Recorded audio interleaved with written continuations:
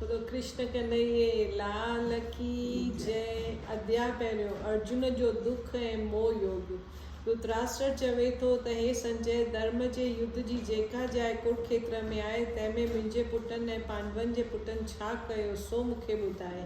संजय चवणु लॻो त हे राजन, तव्हांजो पुटु जेको दुर्योधन आहे तंहिं पांडवनि जी सेना ॾिठी। सेना जी जोड़ जक ॾिसी पंहिंजे गुरु द्रोणाचार्य वटि वञी हथ ॿधी वेनती करे चवणु लॻो त हे स्वामी, ॾिसो त सही पांडवनि जी सेना कहिड़ी न चङी रीत सां बीठी आहे। तव्हांजे बुद्धिवान शिष्य द्रौपदीअ जे पुटु धृष्टद्युम्न जो तयारु कयल महाभारी लश्कर त अची ॾिसो। हे स्वामी, पांडवनि जी सेना जो जोड़ जक ॾिसी मूंखे त अचरज वठी वियो आहे।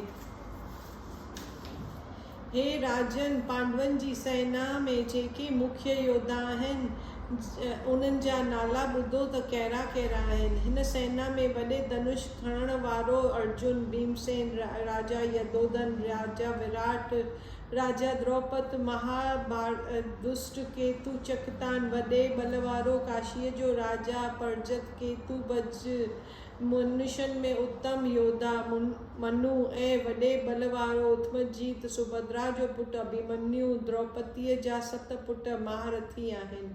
हाणे दुर्योधन पंहिंजी सेना जा मुख्य योद्धा गुरु द्रोणाचार्य खे ॿुधाए थो।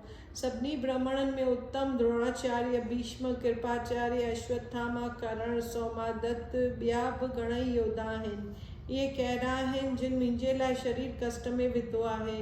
घणनि प्रकारनि जा हथियार खणण वारा आहिनि ऐं युद्ध करण में बलवान आहिनि। मुंहिंजी सेना 11 खुणियूं आहे, पांडवनि जी सेना थोरी 7 खुणियूं आहे। असांजी सेना जो रक्षा कंदड़ भीष्म आहे, पांडवनि जी सेना जो रक्षा कंदड़ भीमसेन आहे। हाणे दुर्योधन पंहिंजी सेना खे चवणु लॻो त हे मुंहिंजी प्यारी सेना, तव्हां सभु भीष्म जो हुकुम मञी उनजी रक्षा करियो। सारी सेना जा लोक इहे वचन ॿुधी दुर्योधन खे ख़ुशि करण लाइ शंख वॼाइण लॻा। सारी सेना में वॾो जो भीष्म आहे तंहिं पंहिंजो प्रताप वारो शंख वॼायो, शींहं वांगुरु गजगोर करणु लॻो। तंहिंखां पोइ उनजे पुठियां सभिनी शंख वॼाया, नौबत, नगारा, गौमुख, बाजा, बगुल वॼण लॻा। हाणे पांडवनि जी सेना जे बाजनि ऐं शंखनि जो विस्तार ॿुधो। पहिरियां ई त श्री कृष्ण भॻवानु रथ ते वेठो आहे। उन रथ जी शोभा टिनी लोकनि में उत्तम आहे। सारे रथ जो सामान सोन जो आहे। घणनि प्रकारनि जा हीरा मोती जवाहर जड़ियल अथसि। जहिड़ीअ रीति बरसाति जे मुंद में बादलनि जो आवाज़ु थींदो आहे, तहिड़ीअ रीति इन रथनि जे फीथनि जो आवाज़ु आहे। अहिड़ो त अर्जुन जो रथ आहे जंहिं ते श्री कृष्ण भॻवानु विराजमान आहे। गोरनि जी शोभा वरी कहिड़ी आहे, जहिड़ो कि गऊ जो खीर, अहिड़ो त गोरनि जो रंग आहे। गोरनि जो मुंहुं वरी अहिड़ो आहे जहिड़ो त पमिड़ जे गुल में गुल टिड़ियल हूंदा आहिनि, जिन जा ॻिची ऐं कन तमामु सुहिणा आहिनि। पुछ बि सुहिणा अथनि, धागे में सोन जा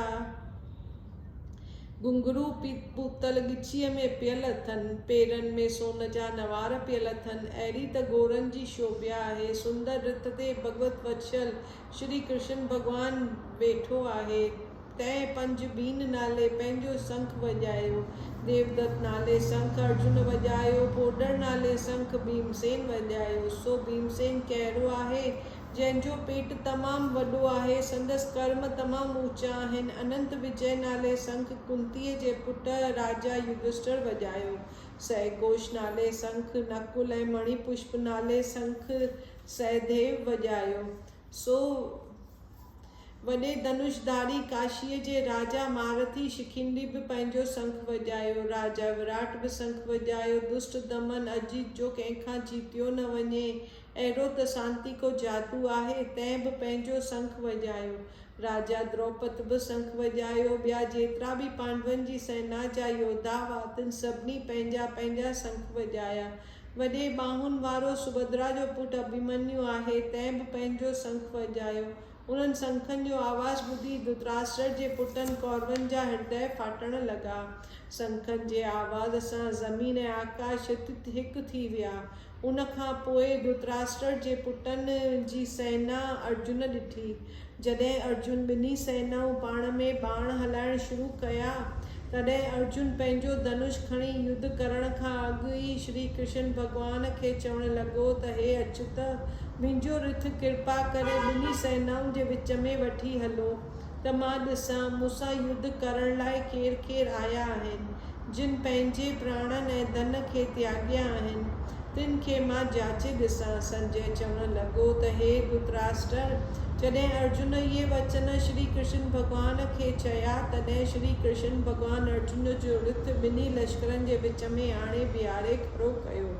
श्री कृष्ण भगवान अर्जुन खे चयो त हे अर्जुन, मूं तुंहिंजो रथ ॿिन्ही सेनाउनि जे विच में आणे बीहारियो आहे। हाणे उथ त उन्हनि खे ॾिस। अर्जुन उथी ॾिसण लॻो त छा ॾिठाई? पिता, गुरु, भाउर, पुट, पोटा, सुहिड़ा, सलाह, मिट माइट सभु पंहिंजो ई कुटुंब ॾिठाई। उन्हनि खे ॾिसी अर्जुन खे ॾाढी दया आई। दुख में भरिजी करे श्री कृष्ण भगवान खे चवण लॻो त हे श्री कृष्ण भगवान, हिन सेना में मूंखे रुॻो सभु पंहिंजो कुटुंब ई ॾिसण में थो अचे। उन्हनि खे ॾिसी मूंखे ॾाढो दुख थो थिए। मुंहिंजो शरीर ॾाढो व्याकुल थी पियो आहे। हथनि मां गांडीव धनुष पिणु किरी पियो आहे ऐं मुंहिंजो अंदर पियो सड़े, बीह नथो सघां। हे कुंते, मां सुगुन बि ख़राबु पियो ॾिसां। मां पंहिंजी जय बि हिन में नथो सम्झां। हे कुंते, पंहिंजे कुटुंब सां युद्ध करण में मूंखे कोई लाभ कोन थींदो। मां पंहिंजे कुटुंब खे मारे राज कयां, सो हे केशव, मूंखे राज करण जी कामना कान्हे। हे गोबिंद, ही राज कहिड़े कम जो आहे? जंहिं सुख लाइ राज वठिजे थो त कुटुंब जा माण्हू सुख पाइनि, से कुटुंब जा माण्हू मारे राज कयां। ही जो कुटुंब जा माण्हू युद्ध करण लाइ आया आहिनि से केरु आहिनि? गुरु, पिता, पुट, पोटा, सुहिड़ा, सलाह, मिट माइट सभु। हे माधुसूदन, उन्हनि खे मारण जी मूंखे इच्छा कान्हे। उन्हनि ते मूंखे दया थी अचे। हे टिनी लोकनि जा स्वामी, उन्हनि जे मारण करे मूंखे टिनी लोकनि जो खणी राज बि मिले तॾहिं बि मां उन्हनि खे न मारींदुसि। सो ही त धरतीअ जो राज आहे। हे जनार्दन, धृतराष्ट्र जे पुटनि खे मारण करे मूंखे कोई लाभ कोन थींदो। उल्टंदो उन्हनि जे मारण करे मूंखे पाप लॻंदो। तोड़े हू वॾा पापी आहिनि, तॾहिं बि उन्हनि खे मारणु न घुरिजे। हे भॻवान, हू सभु पूॼा करण जे योग्य आहिनि। उन्हनि खे मां कॾहिं बि न मारींदुसि। हे माधव, उन्हनि कुटुंबी लोकनि खे मारण मां मूंखे कोई सुख प्राप्त न थींदो। थोड़े राज जे लालच करे उन्हनि जी बुद्धि अंधी थी पई आहे। जेको कुल खे नास करण मां दुख प्राप्त थिए थो तंहिंखे ही राज जो लोभ करे था सम्झनि, पर मां उनखे दुख करे थो सम्झां। कुल जे नास करण मां जेको नतीजो मिले थो सो मां चवां थो। हे जनार्दन, कुल जे नास थियण करे कुल जा अॻियां धर्म जेके हलंदा अचनि था से बि नास थियनि था। जॾहिं कुल जा धर्म नास थियनि तॾहिं सारे कुल में अधर्म अची प्रवेश कंदा। कुल जूं जेके बि स्त्रियूं हूंदियूं उहे सभु विधवाऊं थी पवंदियूं। पोइ उहे विधवाऊं स्त्रियूं ॿियनि पुरुषनि सां संग कंदियूं। उन्हनि मां वर्ण संकर संतान पैदा थींदी। उन वर्ण संकर संतान जे हथनि जो पिंड ऐं जल पितरनि खे न पहुचंदो। पितरनि खे पिंड ऐं जल न पहुचण करे उन्हनि जा पितर स्वर्ग मां किरी नरक में अची पवंदा। इन करे हे श्री कृष्ण भगवान, जंहिं कुल खे नास कयो तंहिं ॼण महापाप कयो। इहो पाप उन ते आहे जो कुल सां कपट थो करे, कुल खे नास थो करे। वरी उन पाप जो नतीजो कहिड़ो थो पाए? सदाई नरक भोगे थो। इहो मूं न्याय शास्त्रनि में ॿुधो आहे। हे वरी अर्जुन पछताए हथ मैटे चवे थो त हाय हाय, ॾिसो त भाई, मूंखे कहिड़े न पाप लाइ उद्यम करायो अथनि। राज जे सुख लाइ पंहिंजे कुल जो नास थे कयनि। हाणे मां पंहिंजा हथियार फिटा थो कढियां। धृतराष्ट्र जे पुटनि जे हथ में हथियार हूंदा, मां उन्हनि जे साम्हूं वेंदुसि त हू मूंखे मारींदा। उन में मूंखे जस थींदो, तंहिं करे मां युद्ध न कंदुसि। संजय धृतराष्ट्र खे चवे थो त हे राजन, अर्जुन इहे वचन चई करे पंहिंजो धनुष बाण फिटो करे वञी रथ ते वेही रहियो। तात्पुरुष अर्जुन पंहिंजे कुटुंबियुनि खे युद्ध मैदान में खड़ो बीठल ॾिसी मोह में भरिजी हथियार फिटा करे व्याकुल थी रथ ते वञी वेही रहियो त मां जंग न कंदुसि। ते श्री भागवत गीता जो श्री कृष्ण अर्जुन संबित पहिरियों अध्याय पूरो थियो। कृष्ण कन्हैया लाल की जय। पहिरें अध्याय जो महत्व। हिकु समय कैलाश पर्वत ते महादेव ऐं पार्वती पाण में ज्ञान वर्तान शुरू कई। तॾहिं पार्वती सुवाल कयो त हे महादेव, तव्हां पंहिंजे अंदर में कहिड़े ज्ञान करे पवित्र आहियो, जंहिं ज्ञान जे बल करे संसार जा लोक तव्हांखे शिवजी करे था पूजनि। तव्हांजा कर्म त ही ॾिसण में था अचनि तो मृगशाला पहिरियों था, बुत ते मसाण जी रख लायो था, गिचीअ में नागन ऐं मुर्दनि जे सिसिन जी माला पायो था। उन्हनि में त हे स्वामी कोई बि पवित्र गुण कोन थो ॾिसण में अचे। हे प्रभु, कृपा करे मूंखे इहो गुण ॿुधायो जंहिं ज्ञान करे तव्हां अंदर में पवित्र आहियो। तॾहिं श्री महादेव चवण लॻो त हे पार्वती, हाणे ॿुध, जंहिं ज्ञान करे मूंखे ॿाहिरियां कर्म नथा व्यापिन, इहो ज्ञान गीता जो ज्ञान आहे। इन ज्ञान जो मां सदाईं पंहिंजे हृदय में ध्यानु कंदो रहंदो आहियां। इन ज्ञान करे मूंखे ॿाहिरियां कर्म नथा लॻनि। पार्वती चवण लॻी त हे भॻवान, जेकॾहिं गीता जो ज्ञान अहिड़ो आहे जंहिंजी तव्हां एतिरी स्तुति करियो था, कृपा करे ॿुधायो त इन गीता जे ज्ञान खे ॿुधी करे कोई जीव मुक्त बि थियो आहे। तॾहिं श्री महादेव चवण लॻो त हे पार्वती, उन ज्ञान खे ॿुधी घणाई जीव मुक्तिअ खे प्राप्त थिया आहिनि, अॻिते बि थींदा ईंदा। तोखे हाणे अॻी कथा ॿुधायां थो, सा तूं चित लॻाए ॿुध। श्री महादेव चवण लॻो त हिकु समय पाताल लोक में शीश नागन जी सेजा ते श्री नारायण अखियूं ॿूटे आनंद में सुम्हियो पियो हो। लक्ष्मी संदसि चरण वेठे मैटिया। तंहिं महिल श्री लक्ष्मी पुछियो त हे महाराज, तव्हां 14 लोकनि जा स्वामी आहियो, तव्हांखे बि निंड ऐं आलस प्राप्त थी आहे। निंड ऐं आलस उन्हनि लोकनि खे प्राप्त थिए थो जेके तामसी आहिनि। तव्हां त टिनी गुणनि खां न्यारा आहियो। तव्हां सारे जगत जा मालिक आहियो। तव्हां अखियूं ॿूटे सुम्हिया पिया आहियो। उन जो मूंखे ॾाढो अचरज थो लॻे। श्री नारायण चवे थो त हे लक्ष्मी, मूंखे निंड ऐं आलस कान्हे, पर गीता जो ज्ञान आहे। तंहिं ज्ञान करे मां सदाईं आनंद में मगन रहां थो। इन उपदेश करे जीव सदाईं आनंद में रहे थो। कोई बि कैलश दुख आलस उन जीव खे प्राप्त थी नथो सघे। जीअं 24 अवतार मुंहिंजा आहिनि, तीअं हीअ गीता शब्द रूपी अवतार आहे। इन गीता में मुंहिंजा कहिड़ा अंग आहिनि से ॿुध। 5 अध्याय मुंहिंजो मुख आहे, 5 अध्याय मुंहिंजूं बाहूं आहिनि, 5 अध्याय मुंहिंजो आसन आहे, 16 अध्याय मुंहिंजो पेट आहे, 17 अध्याय मुंहिंजूं टंगूं आहिनि, 18 अध्याय मुंहिंजा पेर आहिनि। सभु गीता जा जेके श्लोक आहिनि से मुंहिंजूं रॻूं आहिनि।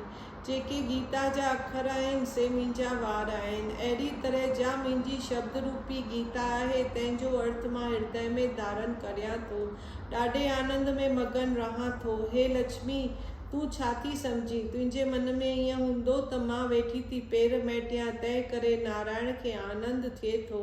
हे लक्ष्मी, गीता जो मातम त पोइ चवंदुसि, पर हाणे श्लोक थो चवां। सभिनी शास्त्रनि में गीता, सभिनी देवताउनि में हरि, सभिनी तीर्थनि में गंगा, सभिनी धर्मनि में दया। मन ॼाणे पाप पुण्य, दया ॼाणे अपराध, गीता जो अर्थ श्री कृष्ण ॼाणे। ॿ अखियूं सभ खे विद्वान अखियूं, 2 7 अखियूं धर्मात्मा, ज्ञान अखियूं अनेक। हे लक्ष्मी, हाणे पहिरें अध्याय जो मातम ॿुध। बोलो श्री कृष्ण कन्हैया लाल की जय। पहिरें अध्याय जो मातम। शिवजी पार्वती खे ॿुधाए थो, नारायण लक्ष्मी खे ॿुधाए थो त हे लक्ष्मी, शूद्र ज़ात जो हिकिड़ो प्राणी हो, उहो सदाईं चंडालनि जी संग कंदो हो, तेल ऐं लूण जो वापारु कंदो हो। उन हिकु बकरी पाली हुई। हिकिड़े ॾींहुं बकरी खे जंगल में चारण लाइ वठी वियो। वणनि जा पन छिनण लॻो। पन छिनंदे उनखे नांग ॾंगियो। उन दम मरी वियो। मरी वञी केतिरा ई नरक भोॻियाईं। तंहिंखां पोइ ॾांद जो जनम पाताईं। नेठि ॾांद हिकु पेनू फ़क़ीर वरितो। उहो फ़क़ीर उन ॾांद ते चढ़ी सारो ॾींहुं शहर में पिनंदो हो। जेका भिख्या पिनी ईंदो हो, सा अची पंहिंजे कुटुंब सां मिली खाईंदो हो। उहो ॾांद सारी राति दरवाज़े ते ॿधो बीठो हूंदो हो। उन जे खाइण पीअण जी काई सुध कान रखंदो हो। फ़क़ति थोरो चारो उन जे अॻियां विझी छॾींदो हो। वरी अञा सुबुह थींदो ई कोन हो त उन ते चढ़ी पिनण वेंदो हो। ईअं कंदे केतिरा ई ॾींहं गुज़री विया। हिकिड़े ॾींहुं उहो ॾांद ॾुखनि ऐं बुखनि जो मारियल किरी पियो। उहो फ़क़ीर उनखे उथारण लाइ मारण लॻो, पर उहो उथे ई न ई वरी हुनजो साह ई निकिरे पियो। शहर जा लोक ॾिसी उनखे पंहिंजो फल ॾियण लॻा। को विर्त जो फल पियो ॾिए त को तीर्थनि जो फल पियो ॾिए, पर ॾांद जो साह निकिरे ई न। उते हिकु कंजरी आई। उते माण्हुनि खे पुछियईं त हिन ॾांद खे छा थियो आहे। माण्हुनि चयुसि त हिन जा प्राण नथा वञनि, पियो थो फतके, सबके पंहिंजो पंहिंजो फल ॾिनो अथसि, तॾहिं बि हुनजो साह नथो निकिरे। तॾहिं कंजरी चयो त मां जेकी कर्म कया आहिनि उन जो फल मूं हुन ॾांद जे निमित्त ॾिनो। हुन अञा एतिरो मस चयो त हिकदमि डॻो मुक्त थी वियो। उहो जनम छॾे वञी ब्राह्मण जे घर में जनम वरिताईं। पिणसि हुनजो नालो सुसुरमा रखियो। जॾहिं हू वॾो थियो तॾहिं विद्या सेखारियईंसि। उनखे पंहिंजे अॻे जन्म जी ख़बर हुई। तंहिं करे हिकिड़े ॾींहुं हुन पंहिंजे मन में ख़्यालु कयो त जंहिं कंजरी मूंखे ॾांद जे जनम खां छॾायो आहे तंहिंजो दर्शन करणु घुरिजे। उहो ख़्यालु करे कंजरीअ जे घर आयो ऐं अची चयईं त हे कंजरी, तूं मूंखे सुञाणी थी त मां केरु आहियां। कंजरी चयो त मां तोखे नथी सुञाणां, तूं केरु आहीं? तूं ब्राह्मण, मां कंजरी, मुंहिंजे लाइ तुंहिंजी कहिड़ी सुञाणप आहे? तॾहिं ब्राह्मण चयो त मां इहो ई साॻियो डॻो आहियां जंहिंखे तो पंहिंजो फल ॾिनो हो, जंहिं करे मूं डॻे जे जनम खां छुटी अची ब्राह्मण जे घर में जनम वरितो आहे। तूं मूंखे पंहिंजो फल ॿुधाए, उहो कहिड़ो फल हो जो तो मूंखे ॾिनो हो? तॾहिं कंजरी चयो त मां पंहिंजे ॼाणण मूजिबि को बि पुञ कोन कयो आहे, पर मुंहिंजे घर में हिकिड़ो तोतो आहे जो सुबुह जो सवेर उथी गीता पढ़ंदो आहे ऐं मां हुनजो आवाज़ ॿुधंदी आहियां। इहो पुञ मूं तुंहिंजे निमित्त ॾिनो हो। तॾहिं हुन ब्राह्मण तोते खां पुछियो त हे तोता, तूं छा पढ़ंदो आहीं? तॾहिं तोते चयोसि त मां अॻे जन्म में ब्राह्मण जो पुटु होसि। मुंहिंजे पीउ मूंखे गीता जे पहिरें अध्याय जो पाठ सेखारियो। हिकिड़े ॾींहुं गुरु मूंखे पढ़ायो पिए। मूं चयोसि त मूंखे गुरु छा थो पढ़ाए? तॾहिं गुरु मूंखे श्राप ॾिनो त वञी तोतो थी। उन महिल मूं तोते जो जनम पातो। हिकिड़े ॾींहुं मूंखे माड़ी फसाए वठी वियो। रस्ते में हिकिड़े ब्राह्मण ॾिठो, तंहिं मूंखे पैसनि ते वरितो। उहो ब्राह्मण बि पंहिंजे पुट खे गीता जो पाठ सेखारींदो हो ऐं मूं बि उहो पाठ सिखी वरितो। हिकिड़े ॾींहुं ब्राह्मण जे घर में चोर आया, पर उन्हनि खे कुझु धन प्राप्त न थियो। हू मुंहिंजो पिंजरो खणी उथी हलिया। उन्हनि चोरनि जी प्रीत हिन कंजरी सां हुई। हू मुंहिंजो पिंजरो हिन कंजरी खे ॾेई विया। मां रोज़ गीता जे पहिरें अध्याय जो पाठ कंदो आहियां ऐं हीअ कंजरी रोज़ ॿुधंदी आहे। मुंहिंजे सम्झ में अचे थो त इहो ई पुञ हिन तुंहिंजे निमित्त ॾिनो हो। तॾहिं ब्राह्मण चयो त हे तोता, तूं मुंहिंजे आशीर्वाद सां मुक्तीअ खे प्राप्त थींदे। उहा कंजरी बि चङा कर्म करण लॻी। सदाईं सुबुह जो सवेर सनानु करे गीता जे पहिरें अध्याय जो पाठ कंदी रही ऐं मुक्ति खे पातईं। हिते श्री भागवत गीता जे पहिरें अध्याय जो महात्म समाप्त थियो। बोलो श्री कृष्ण कन्हैया लाल की जय। सियावर रामचंद्र की जय। शिव बोलेगा न्याय होएगा, बोल सदाई शिव लाल। जाति चौ झूलेलाल, बेराई पार सदाई सुखी सदाई शाहूकार।